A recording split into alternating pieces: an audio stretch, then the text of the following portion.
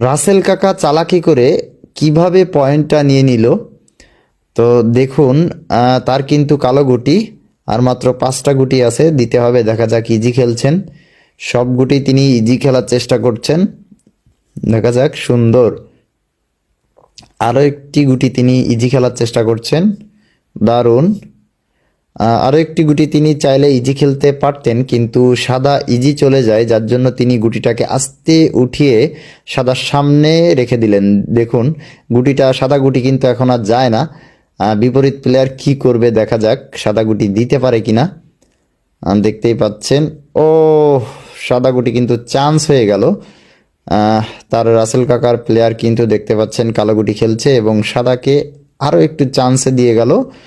এবং কালো গুটি আর একটা আছে, ইজি দিয়ে পয়েন্টটা কিন্তু রাসেল কাকা নিয়ে নিল চালাকি করে।